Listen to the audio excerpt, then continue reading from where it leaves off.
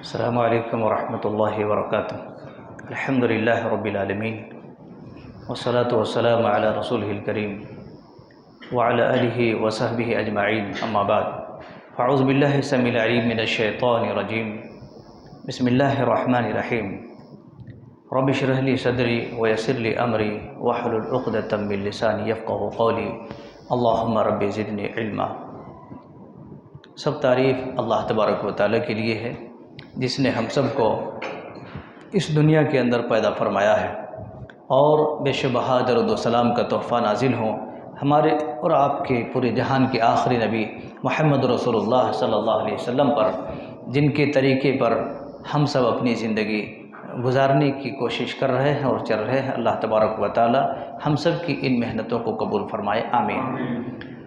اسلامی ساتھیوں اور بھائیوں، الحمدللہ ہم سب کی یہ کوششیں اور یہ محنتیں اور یہ جو لگن ہیں، چلتے چلتے ہم لوگ آج الحمدللہ ثم الحمدللہ مسجد ابو عبیدہ بن جراح کلی لین کوتواڑم کے اس مرکزی مسجد کے اندر قرآن مجید کی 12ویں پارے کی تلاوت سن چکے ہیں، اور اس طریقے سے جو ہم لوگ سیڑھی در سیڑھی جو طے کر رہے تھے، آج ہم لوگوں نے 12ویں سیڑھی الحمدللہ چڑھ چکے ہیں، اور اللہ سے یہی امید ہے اور دعا ہے کہ اللہ تبارک و تعالیٰ اس ماہ مبارک کے، اس سال کے، اس رمضان المبارک کے جو بھی ایام بچے ہیں، اللہ تعالیٰ بحسن خوبی اور سلامت اس کو تکمیل کرنے کی توفیق نصیب عطا فرما، آمین۔ آئیے دیکھتے ہیں کہ آج کے اس قرآن مجید کی 12ویں پارے میں اللہ رب العالمین نے کیا کچھ بیان فرمایا ہے۔ چلیے اس کے ہم چند اہم نکات اور چند اہم پوائنٹ آپ کے ذہن میں سرسری طور پر اس کے خلاصے کلام پیش کرنے کی کوشش کرتے ہیں۔ دوستو، اللہ تبارک و تعالیٰ نے قرآن مجید کے اندر کچھ ایسی صورتیں ہیں جو پیغمبروں کے نام سے موسوم کیا ہے، یاد کیا ہے۔ اس سے پہلے آپ نے سنا تھا سورہ یونس کے نام پر۔ یونس علیہ السلام ایک پیغمبر ہیں، اور اللہ تبارک و تعالیٰ نے انہیں بھی کچھ آزمائش میں ڈالا، اور اپنی آزمائش کے اندر وہ بھی فٹ فاٹ اور درست نکلے، اور اس وقت بھی انہوں نے اللہ ہی سے دعا کی تھی، چونکہ سارے پیغمبروں کو اور پوری دنیا کے ہر اچھے برے جو بھی لوگ ہیں سب کو اتنا معلوم ہے کہ انتم اور آخری وقت میں اگر کچھ کام آنے کی چیز ہے اور کوئی کام آ سکتا ہے تو وہ صرف اللہ ہے، اللہ کے سوا اور کوئی چیز کام نہیں آ سکتے۔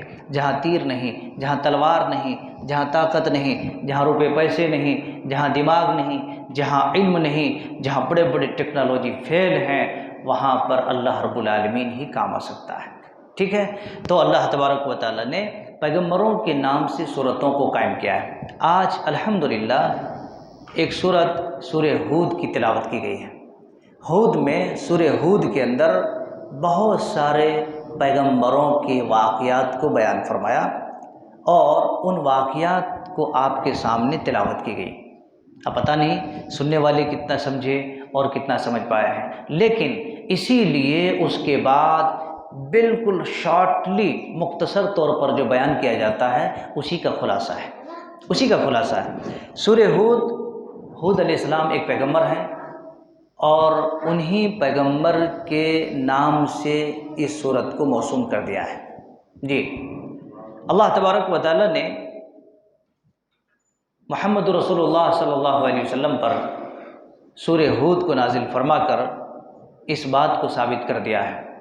ابو بکر صدیق رضی اللہ عنہ نے اللہ کے نبی صلی اللہ علیہ وسلم کو جب دیکھا کہ آپ دن بدن بہت اسپیڈ سے بوڑھے نظر آنے لگے، دن بدن بوڑھے دکھنے لگے آپ کے چہرے سے۔ آپ یاد رکھو، ابھی آپ ایک آدمی قبر کے عذاب کو یاد کرتے کرتے رونے لگے، صبح تک آپ کا چہرہ مہرا تھوڑا پھولا سا دکھے گا، آپ کے ہاتھ پیر ڈھیلے لگنے لگیں گے، جہنم کو یاد کر کے اللہ کیسے بچوں گا، میں پرصراط کیسے طے کر سکوں گا، اللہ کل کے دن میرے سیدھے ہاتھ میں اعمال نہیں ملے، بائیں ہاتھ میں ملے تو میرا حال کیا ہوگا۔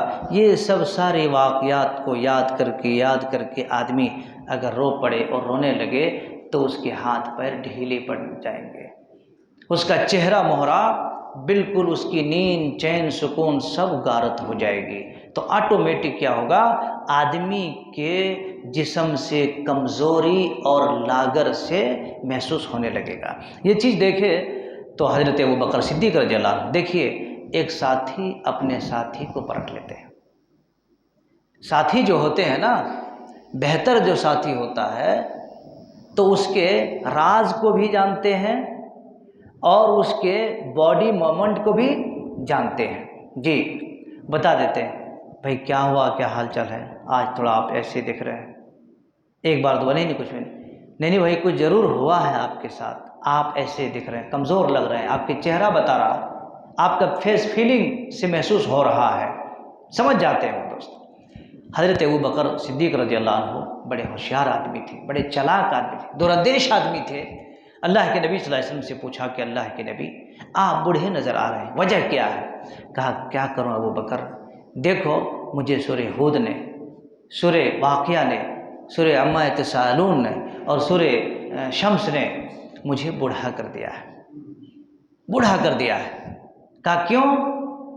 ان صورتوں کے اندر ایسی ایسی باتیں موجود ہیں جو پڑھنے اور سمجھنے کے بعد آدمی کا اپنی طاقت بس نہیں ہوتی، اپنی طاقت بس نہیں ہوتی، آدمی بے بس ہو جاتا ہے، آدمی ایک دم لبریز ہو جاتا ہے۔ یہ قرآن کی حقیقت میں اس کی مفہوم ہے۔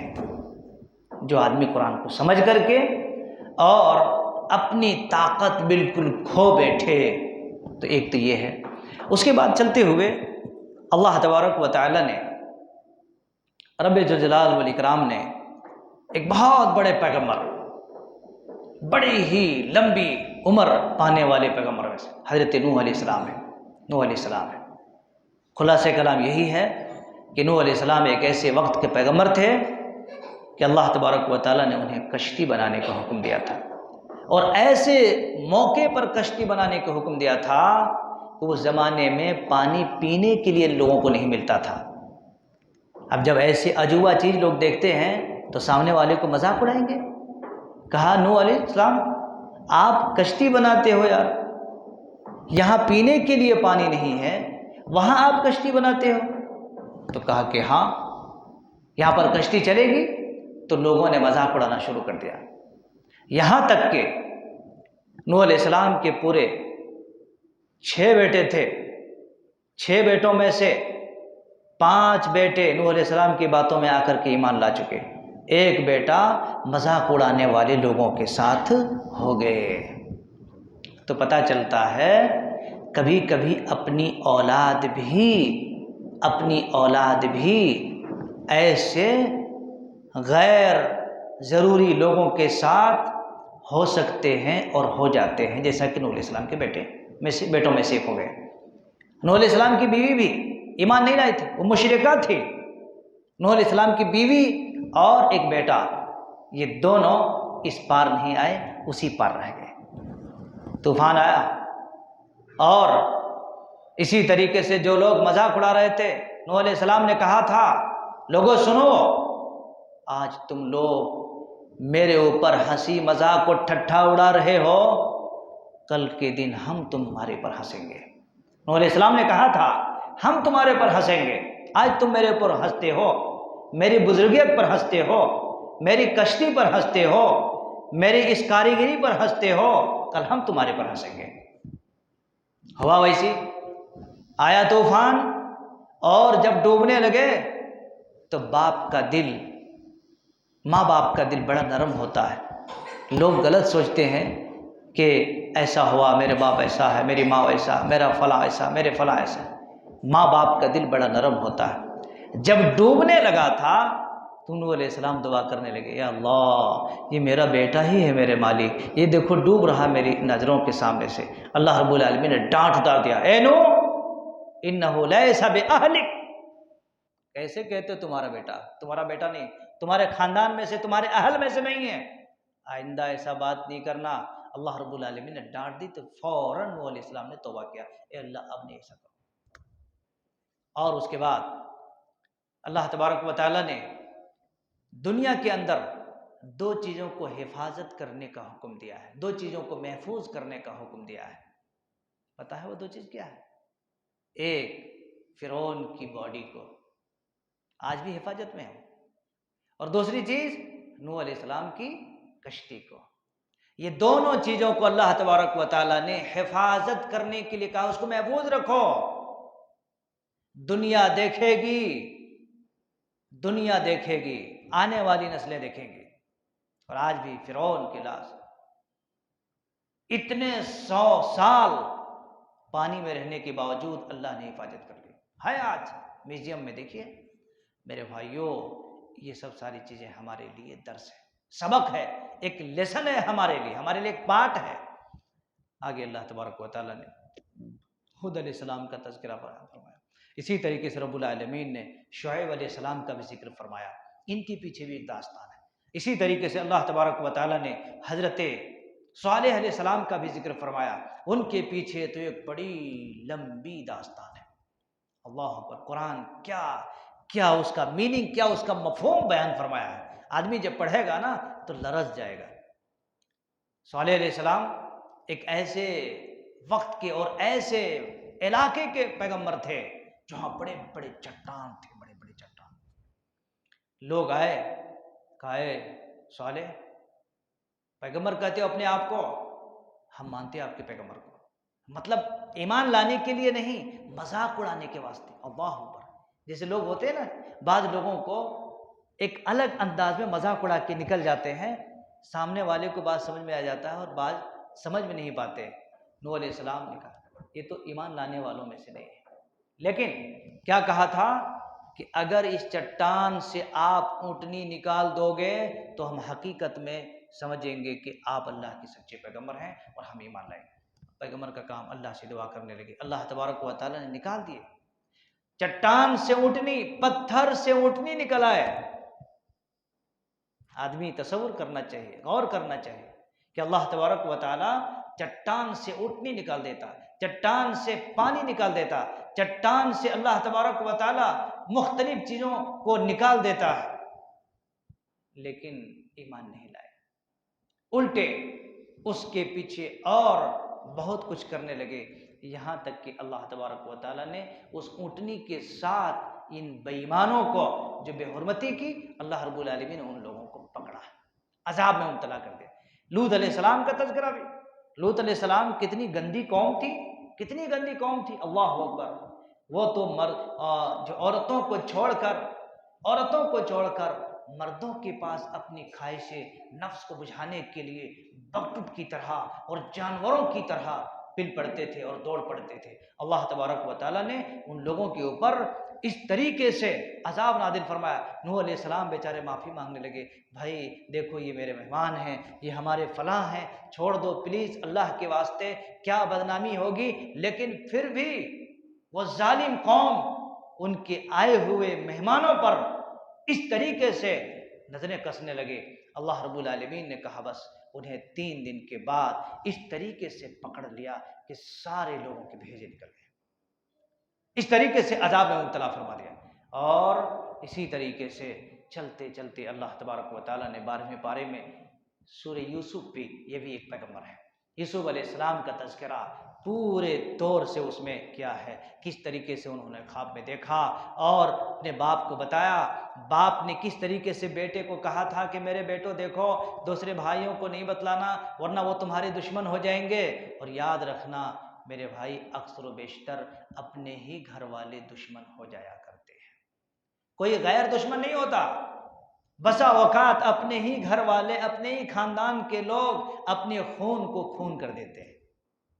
اور یوسف علیہ السلام کے ساتھ بھی کچھ معاملہ ایسی ہوا، بھائیوں نے پکڑے، باپ محبت کر رہے تھے، محبت کو کٹ کرنے کے واسطے کہا کھیلیں گے کودیں گے چلو جنگل کی طرف جائیں گے، جھوٹ بول کر کے بھیڑیے نے کھا لیا، ایسا کر لیا ویسا کر لیا۔ باپ کو سمجھ میں آ گیا تھا یہ بھیڑیے نے نہیں کھایا ہے، 4 پیر کے بھیڑیے نے نہیں کھایا بلکہ یہ 2 پیر کے بھیڑیوں نے میرے یوسف کو لے جا کر کے کہیں ختم کر دیا۔ کئی سارے پلان اور مشورہ چلے تھے، انتم میں پلان یہ ہوا کہ کنویں میں ڈال دی۔ کنویں میں ڈالنے کے بعد اٹھا کے لے کے گئے عزیز مصر، اور وہاں پر عزیز مصر کی بیوی نے بھی ان کو دیکھ کر کے فریفتہ ہو گئی، یہاں تک کہ چلتے چلتے سب کچھ ہو گیا، اور انتم تنہائی روم میں ان کو دعوتیں جو ہے بدکاری دی۔ یوسف علیہ السلام اللہ سے دعا کرنے لگے، کل ہاشا للہ، اے اللہ مجھے اللہ کیسے معاف فرمائے گا ایسے موقع پر اگر میں ایسا کروں تو۔ بھاگتے ہوئے دروازے کی طرف گئے، پیچھے سے کرتا پھٹ گیا تھا، اور پھر معبرین نے اس کو جو تعبیر کیا، کیونکہ غلط کام کرنے والوں کا کپڑا سامنے سے پڑتا اور جو ہے صحیح آدمی کا کپڑا پیچھے سے پھٹتا ہے، اس لیے ان کے ساتھ کچھ کھینچاتانی کی ہوگی جس کی وجہ سے پیچھے کپڑا پھٹا۔ میرے بھائیوں، لاسٹ اور انتم میں یہی ہوا کہ وہ جیل خانے میں چلے گئے، وہاں پر بھی انہوں نے دعوت توحید دی تھی اللہ کے بندوں کو، اور وہ جیل خانے میں رہتے ہوئے ان کے ساتھ اور 2 ساتھی وہاں پر گئے تھے، ان لوگوں نے بھی اپنے خواب میں دیکھا کہ ایک شراب نچوڑ رہا ہے اور ایک آدمی روٹی اپنے سر پہ اٹھائے ہوئے ہیں، اس کے بعد اس کی تعبیر یوسف علیہ السلام نے بیان فرمایا تھا۔ کل ملا کر کے یہی ثابت ہوتا ہے کہ قرآن مجید میں اللہ تبارک و تعالیٰ نے مسلمانوں اور مومنوں کے لیے بڑے اہم اور چیدہ واقعات کو بیان فرمایا ہے۔ ضرورت اس بات کی کہ ہم اس کو سمجھیں، ہم اس کو سنیں اور اس کو اپنی زندگی کے اندر عملی طور پر لائیں، تو انشاءاللہ دودھ کا دودھ اور پانی کا پانی الگ ہو سکتا ہے اور ہم اس کی تہ تک پہنچ سکتے ہیں۔ چلو اللہ سے دعا کرتے ہیں کہ مولا کریم پاک پروردگار ہمیں اور آپ کو سب کو، مسلمانوں کو اور دوست احباب کو، قرآن مجید سے جو بھی ہمیں سننے کو ملتا ہے اور جو بھی ہمارے سامنے تلاوت کی جاتی ہیں، ان تمام چیزوں کو رب العالمین ہم سب کو اپنے دلوں میں بساتے ہوئے، اور اس کے عوض میں اللہ رب العالمین تو ہم سب کو جنت الفردوس کے اندر جگہ نصیب عطا فرما۔ ہم سب کے نماز، روزے، صدقہ، خیرات، زکوٰۃ جو بھی ہم اس ماہ مبارکہ کے اندر کر رہے ہیں، اللہ رب العالمین تو اس کے عوض میں ہم سب کو رب العالمین ہمارے دنیاوی جتنے بھی گناہ اور غلطیاں ہیں اس کو درگزر فرما دے، معاف فرما دے۔ رب العالمین ہم سب کو آخرت کے جو سفر ہیں اللہ تبارک و تعالیٰ ان تمام سفروں کو بآسانی طے کرنے کی توفیق عطا فرما۔ رب العالمین ہم سب کو دنیا میں عزت نصیب عطا فرما، مرنے کے بعد جنت الفردوس کے اندر جگہ نصیب عطا فرما۔ وأقول قولي هذا واستغفر الله لي ولكم ولسائر المسلمين وآخر دعوانا الحمد لله رب العالمين، والسلام عليكم ورحمة الله وبركاته۔